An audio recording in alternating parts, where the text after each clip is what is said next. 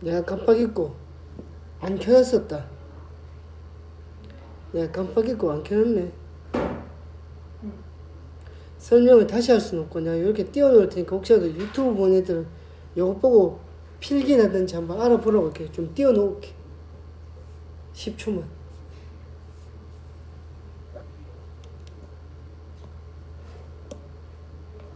보자고. 자, 생태계에서의 물질 순환과 에너지의 흐름이야. 자, 생태계를 구성하는 생물 요소와 비생물 요소 사이에는, 그러니까 생물 요소는 말 그대로 우리 소비자, 뭐 생산자 이런 것들이고, 이제 비생물 요소는 환경이잖아. 지구의 환경. 여기 있네. 공기, 물, 토양 등. 즉 생태계를 구성하는 생물 요소와 비생물 요소 사이에서도 물질과 에너지가 이동을 해. 물질은 생물과 비생물 환경 사이를 순환을 하지만, 자, 에너지는 한 방향으로 흐르다가 생태계 밖으로 빠져나간다. 자, 요거 밑줄 쳐야 돼. 요거 중요합니다, 여기서. 이게 무슨 말이냐면, 쥐가 매한테 먹혔는데, 그 매를 쥐가 먹진 않잖아. 풀이 토끼를 먹지만, 토끼가 풀을 먹었지만, 풀이 토끼를 먹지 못하잖아. 즉, 우리가 생산자, 1차 소비자, 2차 소비자, 3차 소비자, 4차 소비자, 이 방향으로만 에너지가 흐르는 거지, 반대로 갈 수는 없다는 거야. 그거를 이제 우리 고등학교 2학년 올라가면 유식한 얘기로 엔트로피 증가의 법칙이라고 해. 그러니까 안 적어도 돼. 그 무질서도, 그러니까 에너지는 한쪽 방향으로만 흐른다라는 그 열역학의 법칙이 있어. 에너지는 확률이 높은 쪽 방향으로, 즉 한쪽 방향으로만 흐른다라는 그 엔트로피 증가의 법칙이 있다고. 열역학 2법칙이야.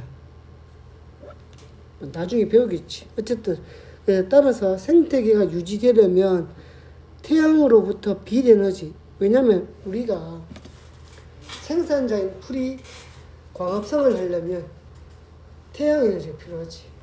물론 이제 CO2 이산화탄소와 물과 이제 빛이 필요한데, 그 중에서도 이 빛이 포인트야.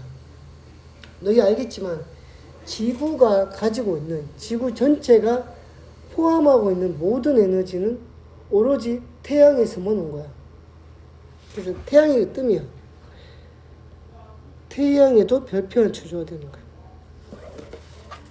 태양이 모든 에너지의 근원체가 됩니다. 근원체. 자, 그 옆에 한번 그림 볼까? 자, 태양이 생산자에게 빛 에너지를 줬어. 맞지? 그럼 이 생산자가 지도 먹고 살잖아. 숨 쉬고 호흡한단 말이야. 호흡하면서 열로 에너지를 어느 일부분 방출시켜. 남은 걸 누가 먹어? 1차 소비자가 먹지. 1차 소비자가 먹어. 그러면 1차 소비자도 활동하는 중에 열 에너지를 밖으로 배출시켜. 남은 에너지는 2차 소비자가 먹어서 흡수를 해. 그럼 2차 소비자도 열 에너지를 방출하고 생활을 해. 그럼 3차가 또 먹지? 또 이거 똑같은 일이 벌어지는 거야. 지금 여기서 이제 뭐야? 지금 열 방출이 일어났지 벌써. 열 방출이 일어난 거야. 그럼 얘가 죽었어. 얘네들 다. 만약에 토끼 죽었고 매 죽었어. 살쾡이 죽었어. 죽고 나면 어떻게 돼? 시체가 되면 얘를 분해자라는 녀석이 어떻게 분해를 해버리지. 얘가 에너지를, 얘도 이제 생명체야. 에너지를 흡수하고 어떻게? 얘도 열 에너지를 방출하지. 그리고 얘가 썩어서, 분해돼도 썩어서 뭐가 돼? 공기나 물, 토양에 그러니까 얘가 썩으면 공기나 물, 토양이 되는 거야. 그러니까 에너지가 간다기보다는 얘는 물질의 이동이죠. 그냥 물질의 이동. 물질의 이동. 안녕하세요. 얘네들 다 공기 마시잖아. 다 물 마시지. 적정한 토양에서 에너지를 또 얻어 또. 그러니까 얘는 요게 이제 뭐냐면 먹이 그물이야. 사슬이 아니고. 약간 늦었네. 예. 왜 늦었어? 저 까먹고 있다가 준비를 늦게 해가지고. 이렇게. 응.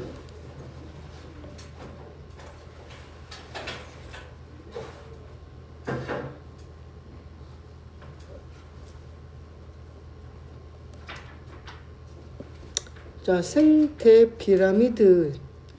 이 생태 피라미드는 별표돼 있지. 사실 어렵진 않거든. 그러니까 요 파트가 어렵진 않아. 생각해보면 너희가 당연하겠지라고 싶은 게 답이거든. 자, 생태 피라미드란 생태계에서 하위 영양 단계에서 상위 영양 단계까지 각 영양 단계의 에너지 양, 개체 수, 생체량을 그래프로 나타낸 거야. 에너지량, 개체 수, 생체량이야. 자, 생각을 해보자. 아주 간단한 얘기인데, 우리 생산자, 즉 식물 같은 경우는 빛에서 에너지를 받아오잖아. 예. 맞지? 에너지를 받아서 이 생명체도 호흡을 하기 때문에 열 에너지로 방출을 해. 예를 들어 어떤 식물이 빛한테서 100을 받으면 실질적으로 자기가 호흡하고 자기가 생장하는데 80을 써. 그럼 20만 1차 생산자한테, 1차 소비한테 간다고. 그럼 결론적으로 얘기할게.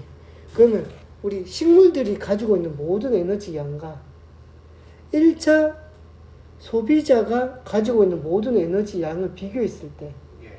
당연히 생산자, 즉 풀이나 나무가 가지고 있는 에너지량이 압도적으로 커야 돼. 예. 밑에 단계가 커야 되지. 왜? 위에 단계는 얘를 먹고 에너지를 만든 거기 때문에 얘의 전체 에너지 양보다 커질 수가 없지, 상식적으로. 예. 그래서 에너지량도 생산자가 가장 크고, 그 다음에 1차 소비자겠지. 그럼 1차 소비자가 에너지를 가지고 있어. 그럼 자기도 여기서 호흡을 하고 생장을 하면서 80을 써. 그럼 20만 2차에 간다고. 그럼 당연히 1차 소비자들이 가지고 있는 모든 에너지의 양은 2차 소비자보다도 훨씬 커야 되는 거야. 이게 당연한 거지. 예. 그리고 3차 소비자는 더 작아져야 되고. 그래서 지금 보면은 에너지 피라미드 보면은 갈수록 좁아져. 작아진다고.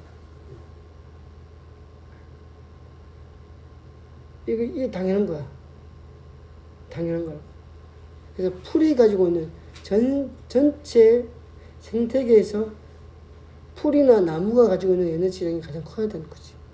개체수도 마찬가지야. 예를 들어 봐봐. 선생님이 새우를 먹는데, 새우. 새우를 구워서 먹는데, 내가 한 마리 먹지 않잖아. 예. 10마리는 먹을 거 아니야. 맞지? 예. 예를 들어, 어떤 이제 쥐가 벌레를 잡아먹는데, 곱덩이를 잡아먹는데, 예를 들어서, 쥐가 하루에 곱덩이 한 마리 가지고는 안 돼. 예. 10마리 먹어야 돼. 무슨 말이야? 올라가면 올라갈수록 개체수는 적어진다는 거야. 왜? 먹이 경쟁이, 이제 자연 선택이지. 먹이 경쟁이 벌어지니까. 개체수도 갈수록 확 줄어든다는 거지. 근데 잘 보면은 에너지 피라미드보다 개체수가 더 압도적이야. 2차 소비자가 9만 개가 있으면 3차 소비자는 한 마리가 있다잖아. 예. 차이가 엄청나게 큰 거야. 생체량 피라미드야. 생체량. 자, 생체량은 옆에 보자. 일정한 공간에 서식하는 생물 전체의 무게를 생체량이라고 합니다. 풀은 가볍잖아요. 사람보다. 너희 매곡동에 있는 모든 풀과 나무의 무게를 사람하고 비교하면 사람이 무거울 것 같나? 아니다. 우리 매곡동에 있는 모든 나무와 풀, 이런 것들의 무게가 사람의 무게보다 무거울 수는 없지. 우리가 먹어서 생장해서 무게를 키우는 거니까. 자, 어떤 한 지역에 토끼가 살고 있고 매가 살고 있었는데 토끼는 1000마리, 매는 5마리인 거야. 그럼 토끼 1000마리의 무게랑 매 5마리의 무게를 생각하라고. 얘도 마찬가지라. 밑이 압도적으로 갈수록 커지는 거지.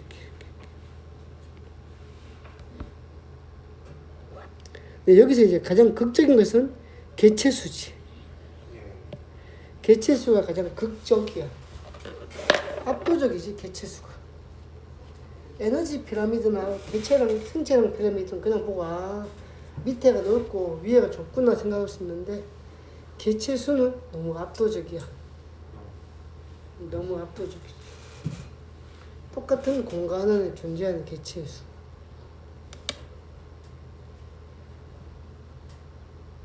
그래서 안정된 생태계에서는 상위 영향 단계로 가면 갈수록 에너지량, 개체수, 생체량이 줄어들어 피라미드도 형태를 나타낸다.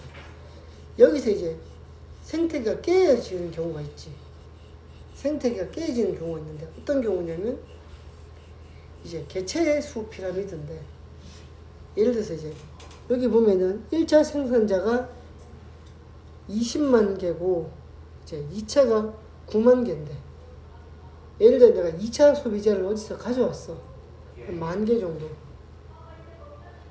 원래는 20대 9의 비율인데 20대 10이 되는 순간 서서히 깨지기 시작할 거야. 왜? 먹어버리겠지. 그럼 1차 소비자 줄지. 줄면 어떻게 돼? 나중에 이 얘를 먹어야 되는 2차 소비자도 줄겠지. 결국에 생태가 깨지는 거야. 지금 대표적인 게 뭐냐면 호주야, 호주. 근데 호주가 지금도 되게 고통을 받고 있는데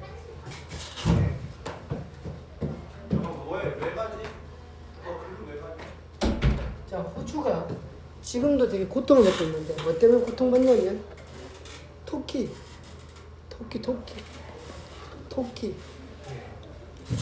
많이 들어봤을 거야. 그 호주는 되게 정말 보존이 잘 된 생태계였어. 이게 한 5천만 년 전에, 그러니까 이제 우리가 5천만 년 전에 호주는 따로 떨어져가지고 5천만 년 동안 다른 대륙하고 소통이 없었어. 대략 5천만 년 정도 되는데, 대략 5천만 년. 5천만 년이면 고생대 후기쯤 될 거야. 대충. 그러면 그 5천만 년 동안 정말로 생태계 피라미드를 잘 이루고 살았는데, 이제 원주민들은 괜찮았는데, 이제 영국, 스페인, 포르투갈 이쪽에서 이제 호주로 들어오는 거지. 들어오면서 얘네들이 뭘 가지고 왔냐면, 우리는 토끼 고기를 잘 안 먹는데, 토끼 고기가 전 세계 사람들이 많이 먹는 고기 10개 중에 하나야. 그래서 얘네들이 호주에 들어오면 호주 생명체가 다 크거든. 뭐 거미가 머리통만 이러잖아. 먹을 게 잘 없었던 거야, 생각보다 호주에는. 호주는 이렇게 인간이 잡아먹을 만한 생명체가 많지 않았어. 캥거루 너무 무섭잖아. 그래서 이제 토끼를 가져온 거야, 토끼를 가져서 이제 먹으려고. 근데 이게 기록에도 나와 있다. 최초로 호주에 토끼를 가지고 온 사람 이름도 기록에 써 있을 정도야.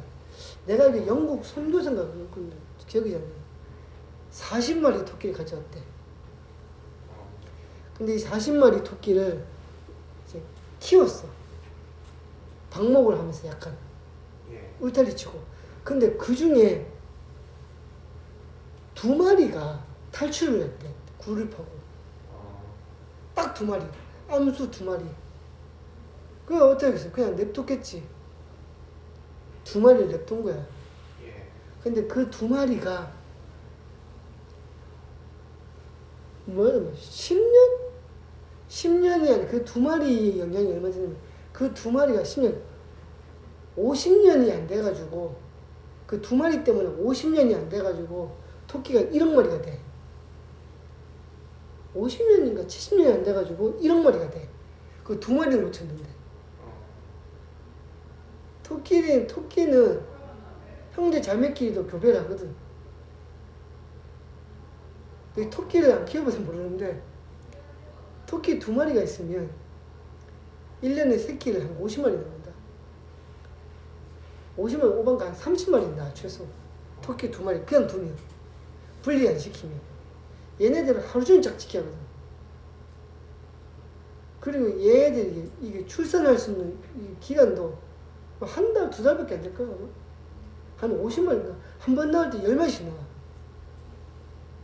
그러니까 얘가 50에 거듭 조그만 생각해봐. 그러니까 100년도 안 돼가지고 50년? 뭐 1억 마리가 된 거야. 그럼 그 1억 마리가, 근데 그게 지금 몇 년 전이냐면 대략 한 3, 400년 전이거든. 토끼가 잡아도 안 돼. 그러니까 호주는 토끼를 이제 잡을 수 있거든. 총으로. 근데도 안 된대. 금방 불어나는 거야, 토끼가. 먹어도 안 되고. 그래서 어떻게? 생태계가 다 망가졌어. 그래서 풀이 없어지는 거야. 사막화 돼버렸지. 그러니까 그 풀어먹고 자라는 1차 소비자들이 또 죽어버린 거야. 그래서 토끼가 문제야. 그래서 어떻게? 여우를 끌고 갔지. 토끼 잡으라고. 여우를 풀었어. 근데 문제가 뭐야? 여우를 풀었는데 여우의 번식 속도보다 토끼의 번식 속도가 빨라가지고 토끼는 토끼대로 아직도 못 잡고. 근데 여우가 문제가 뭐야? 호주의 그 고유 토착 세력인 새들, 그냥 호주 토착 생명체들을 여우가 잡아먹는 거야. 이게 문제가 뭐냐면 호주의 새들은 여우를 안 피한대. 왜냐면 5천만 년 동안 적이 없었거든. 그러니까 여우가 다가오면 가만히 놀다가 잡아먹히는 거야. 사람도 마찬가지야. 호주는 가서 사람이 새를 잡으려고 하면 새들이 사람을 안 피한대. 5천만 년 동안 그 DNA가 각인되어 있는 거야. 아무도 나를 잡아먹지 않는다는. 그래서 여우가 호주 새들 다 잡아먹어. 다 잡아먹어. 생태계가 깨졌어. 지금 호주는 생태계가 깨져 있는 상태인 거야. 최악이야. 호주는 최악이야. 그래서 생태 피라미드가 깨지는 건 아주 간단하다. 토끼를 좀 가져오거나 멀쩡하겠는데 외부에서 여우를 좀 가져와 버리면 깨져버리는 거야. 아니면 사람이 갑자기 들어오거나 사람이 갑자기 뭐 이주를 많이 한다든가 이러면 깨지잖아. 지금 우리나라만 봐봐. 우리나라가 조선시대까지만 하더라도 인구가 500만 명이 안 됐대. 누구는 그러더라고. 300만 명이 안 됐을 것이다. 이게. 지금 우리 5천만 명이잖아. 생태계 다 깨놨잖아. 생태계 다 깨놨다고. 호랑이 어떡할 거야, 호랑이. 삭 어떡할 거야, 삭. 시라손이 어떡할 거냐고. 자, 보자고.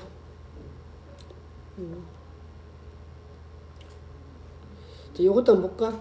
생태계에서의 에너지의 흐름의 과정도 한번 보자. 태양의 빛 에너지가 생산자의 광합성을 통해서 유기물 속 화학 에너지가 되지. 즉, 여기 이제 생산자한테는 뭐야? 빛 에너지가 화학 에너지로 바뀌어. 빛 에너지가 화학 에너지로 바뀐다고. 자, 밑에 유기물 속에, 야, 근데 우리 유기물이 뭐야? 탄소로 이루어진 오, 야, 씨. 야, 너무 정확히 얘기한다. 오, 씨. 탄소화합물이야. 야, 너 너무 정확히 얘기하는 거 아이가? 탄소화합물. 탄소화합물 유기물이라고 해. 이제 유기물 속 화학 에너지는 먹이 사슬을 따라 상위 영양 단계로 이동하고 각 영양 단계에서 생명 활동에 쓰이거나 열 에너지로 방출되고 나머지로 전달된대. 그러니까 일부가 다음 영양 단계로 전달이 되는 거지. 그리고 나서 계속 그러면 어떻게 돼? 1차 소비자, 2차 소비자, 3차 소비자, 4차 소비자 다 가지. 예. 뭐 이게 끝에는 인간이 있겠지. 어차피 소비자들은 죽어. 생물의 사체나 배설물 속에 에너지가 좀 남아있는데 걔는 분해자, 박테리아 같은 거에 호흡을 통해서 또 열 에너지로 방출되는 거야. 그 유명한 말 있지? 태양이 지구에 100을 주면 지구도 우주 바깥으로 100을 내보내야 되잖아. 예.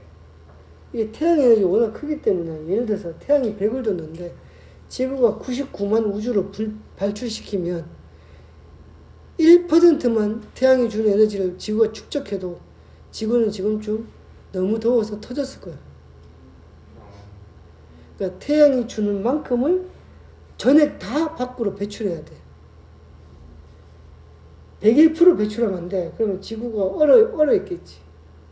진짜 태양이 주는 만큼만 정확하게 밖으로 배출해. 정확하게. 넘어갑시다. 자, 생태계 병행. 야, 근데 왜 이렇게, 잠시만. 오늘 양이 좀 많은데? 아닌가? 좀 많은데? 빨리빨리 읽고 가야 되겠다. 뭐 어려운 내용은 아니니까. 자, 먹이 관계와 개체군의 개체수 변동이야. 개체군의 개체수 변동. 군집을 구성하는 개체군 사이에 먹이 관계는 했잖아. 예. 이제 군집을 구성하는 개체군이라는 게 예를 들어 이런 거지.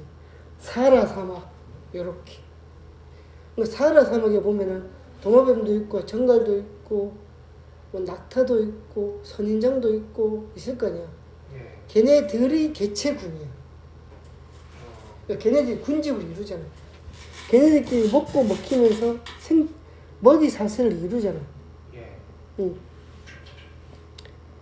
그래서 군집을 구성하는 개체군 사이의 먹이 관계는 각 개체군의 개체수에도 영향을 미친다.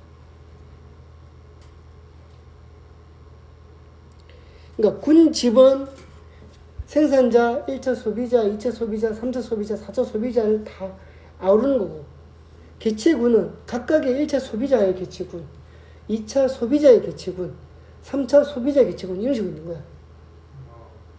뭔지 알아? 군집은 요 전체야. 생산자부터 소비자까지 전체를 포함하는 거야. 생태계 그 지역의 생태계를 이루는 전체라고 보면 되고, 개체군은 각각의 개체들의 무리들이야. 포식과 피식. 포식은 먹는 거, 피식은 먹히는 거. 관계에 있는 두 개체군 사이의 개체수는 주기적으로 변동한대. 이건 당연한 거야.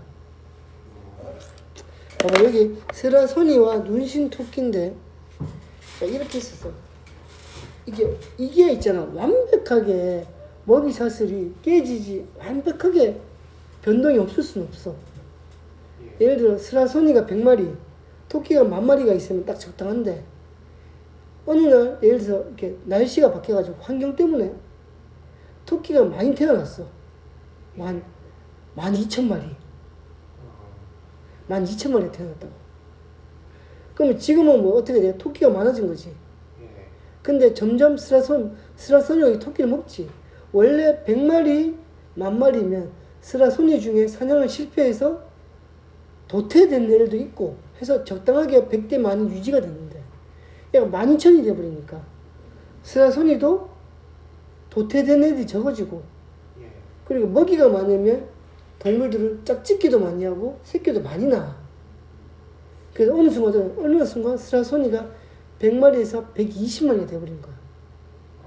그럼 토끼가 아무리 12,000마리더라도 이 120마리의 스라소니가 먹기 시작하면 토끼 수가 또 감소하겠지. 9,000마리. 그럼 스라소니는 먹이가 부족하니까 사냥을 잘 못하는 애들은 도태되고 또는 짝짓기도 적게 하고 새끼도 적게 낳게 되겠지. 예. 그럼 스라소니 수가 또 줄어. 그럼 토끼를 잡아먹는 스라소니 수가 주니까 토끼가 뭐야? 살아남은 토끼가 많아지고 또 토끼 수가 12,000마리 되고 이게 계속 주기적으로 반복된다는 거야. 생각을 해보면 간단한 얘기잖아. 이거 보면은 한 10년, 20년 주기로 보니까 반복되고 있네. 예. 스라소니 수도 그렇고 눈신 토끼 수도 보면 반복되고 있잖아. 이렇게.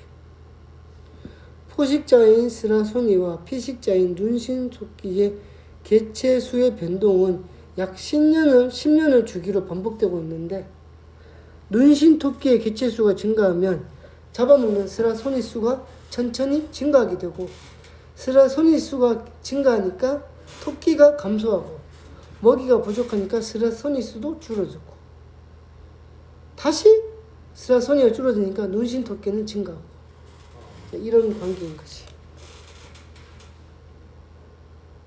사실은 우리가 인간이 손대지 않으면 이런 식으로 자연스럽게 생태계 평형은 계속 주기적으로 유지가 된단 말이지. 근데 우리가 이제 잡아먹어서 문제인 거지. 물론 그렇다고 인간이 잡아먹지 말라는 말은 아니야. 이 인간의 개체 수가 너무 늘었어. 예를 들어 이런 거잖아. 토끼가 줄면 스라소니는 주는데 인간이 뭘 잡아먹어서 어떤 개체가 줄었어. 그럼 인간이 줄어야 되는데 안 줄잖아. 늘고 있잖아. 왜? 다른 걸 잡아먹어. 그렇잖아. 예. 인간이 다른 걸 잡아먹는다니까. 우리가 고등어를 먹어서 고등어 개체수가 줄었어. 그럼 인간도 줄어야 되는데 인간은 고등어 말고 참치 잡아먹어. 그럼 참치 개체수가 줄면 소고기 먹고 돼지고기 먹지. 유일하게 생태계 평행에 위반되는 건 인간밖에 없어요. 인간밖에 위배되는 건 없어. 나머지 동물들은 생태계 평행을 자기들 나름대로 유지를 하는 거지. 자, 생태계 평행 보자. 생태계에서 생물 군집들의 구성이나 개체 수, 물질의 양, 에너지 흐름이 균형을 이루면서 안정된 상태를 유지하는 것을 생태계 평행이라고 해.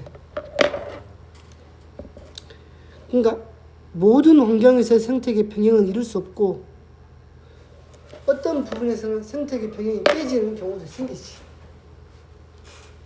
그러면 언제 생태계 평행이 잘 유지되고 언제 생태계 평행이 잘 깨어지는지를 우리 보자 이 말이야. 주로 생물들 사이의 먹고 먹히는 관계로 유지되고, 자, 이게 중요하다.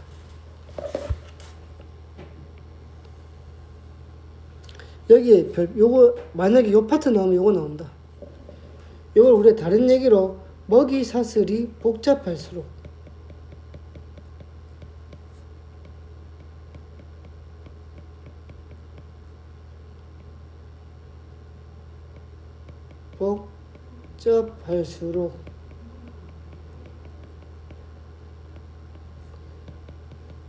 생태계가 안정되는 거다.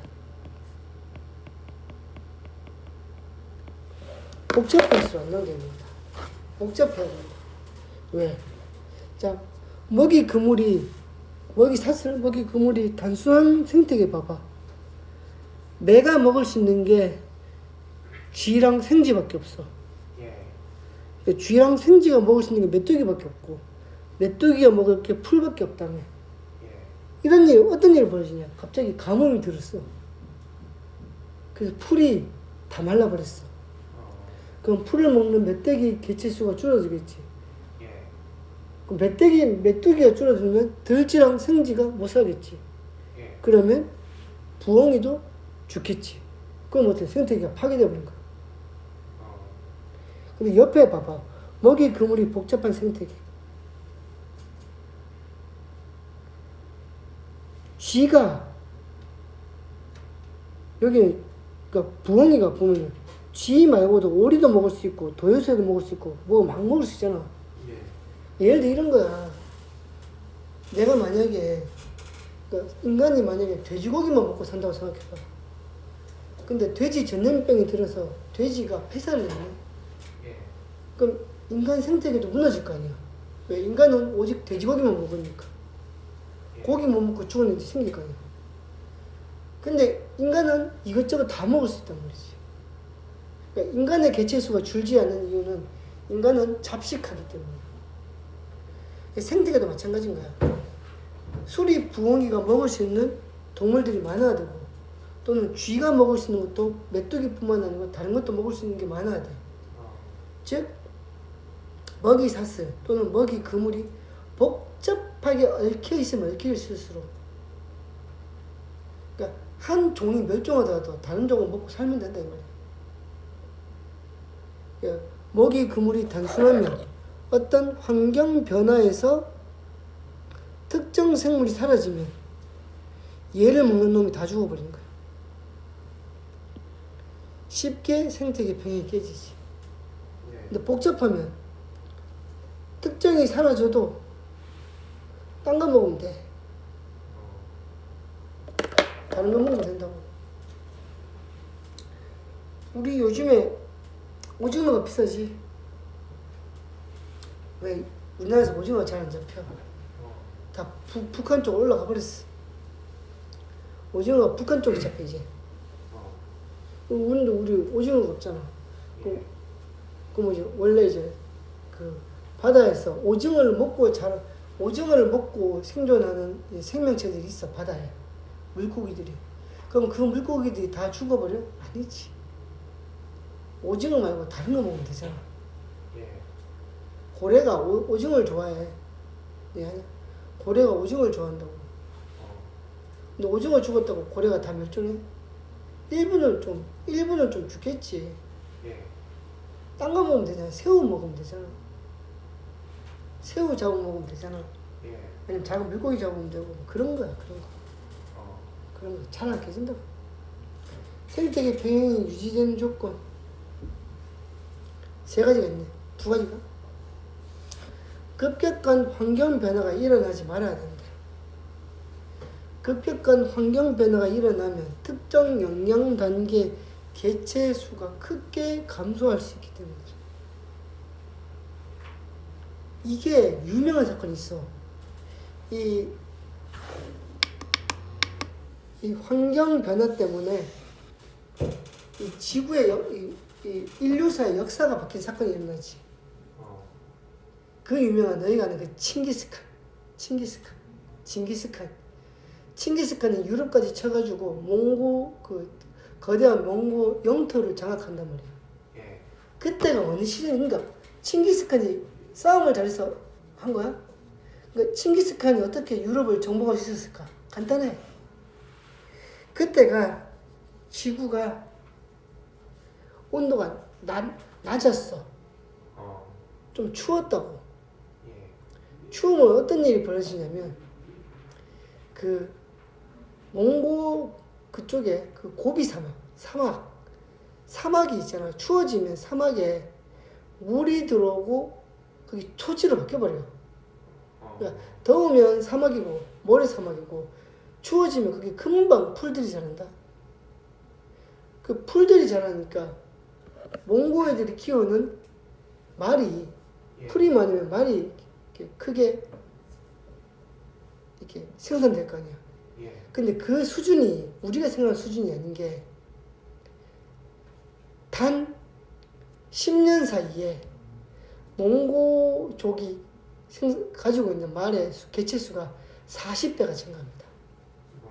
딱 10년 만에 추워지니까 10년 만에 몽고군이 가지고 있는 말의 수가 40배가 증가해요. 40배. 4배도 아니고. 증거해. 근데 그 말이, 그러니까 몽고군의 전투력은 오직 말이라고 보면 돼. 몽고 애들은 말만 있으면 전 세계에서 가장 잘 싸워. 말인 거야. 근데 몽고 애들은 어릴 때부터 말을 타니까 말이 많아지니까 이 말을 끌고 나가서 싸울 수 있는 병사 수도 많아지는 거고. 예. 무엇보다 말이 많아졌는데 초지가 아무리 커지더라도 말이 너무 많아진 거야. 그 몽고가 뭐가 필요한 거야? 풀이 필요한 거야. 그래가지고 칭기스칸이 어떻게 거병해가지고 유럽으로 쳐들어가는 거지. 그 유럽을 가서 어떻게 다 불태워버리고 예. 거기다 뭐 뿌려? 잡초 뿌리는 거야. 잡초 씨앗을. 몽고가 유럽 쳐들어간 이유는 단 하나야. 초지를 하기 위해서 초지. 그 몽고는 들어가서 뭐해? 사람을 다 죽여버리지. 예. 몽고는 노비가 필요 없는 거야. 다 죽여버려. 목을 다 베어버려. 그리고 성을 다 부수고 불태워버리고. 왜? 불을 태워야, 땅은 불을 태워야지 풀 키우기 쉬워. 풀 씨앗을 다 심는다. 대표적인 러시아야. 러시아를 싹 밀어버리고 풀을 심어버리지. 그 넓은 땅에다가. 그러니까 급격한 환경 변화가 인류사에도 영향을 줬다. 그럼 이 생태계는 얼마나 큰 변화를 줬겠어. 예.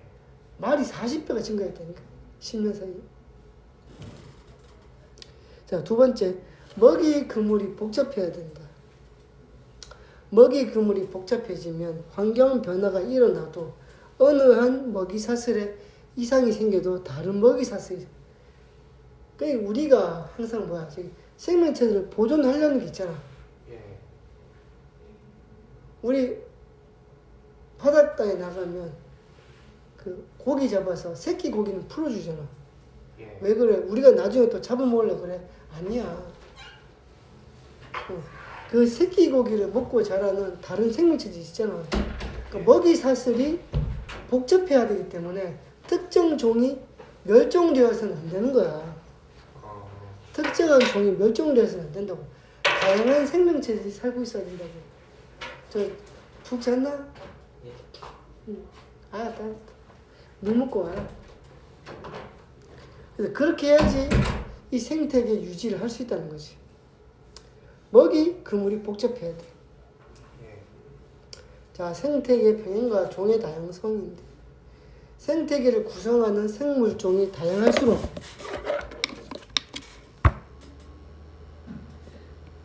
먹이 그물도 복잡해지고 먹이 그물이 복잡해야지 생태계 평행이 유지가 된대. 그래서 종의 다양성이 굉장히 중요한 거야. 종의 다양성이 굉장히 중요해. 종의 다양. 근데 그 애들이 그 생각하더라고. 선생님, 그러면 지금 지구 46억 년 역사에서 지금 우리 지금 신생대잖아. 신생대 말기라고 부르는데 우리가 이 신생대 말기는 종의 다양성이 지금 종의 다양성이 다양한 겁니까? 아니면은 좀 이렇게 종의 다양성이 좀 이렇게 깨진 겁니까? 깨진 겁니다. 깨진 겁니다. 우리 종의 다양성이 가장 높을 때는 고생대였다. 고생대의 종의 다양성이 굉장히 높았습니다. 진짜 다양한 종의 생명체들이 이 지구에 살고 있었다고. 너희도 알다시피 그러다가 어떻게 돼? 그 고생대 말기에 전체 종의 몇 프로? 99%가 사라지지. 99% 사라져. 전체 그러니까 그게 이제 우리 지구에서 이제 그 대멸종이 5개 정도로 보는데 5번 정도 왔다고 하는데 그 중에 3번째 그 대멸종이 고생대 후기거든. 그때 99%가 날아가. 99%가 날아간다고. 대략 5천만 년쯤 됐지. 99%가 날아가. 운석 충돌을. 지금은 종의 다양성이 그렇게 높은 건 아니야, 솔직히. 우리가 볼 땐 다양한 종이 살고 있고, 맞는데, 뭐 고생대나, 이럴 때 비하면, 고생대 중기 말기에 비하면, 딱 5천만 년 전에 비하면 너무 적어지. 조금 더 다양해져야 된다는 거지. 원래는 자연스럽게 종이 다양해지는데, 예. 그러니까 다양해지고 있었어. 신전에 들어와서 사실은. 좋아지고 있었거든. 예. 갑자기 이놈이 10만 년부터 인간이 나와가지고 인간이 다 잡아먹어버렸어. 어쨌든 간에 종의 다양성은 이제 중요하다는 거지.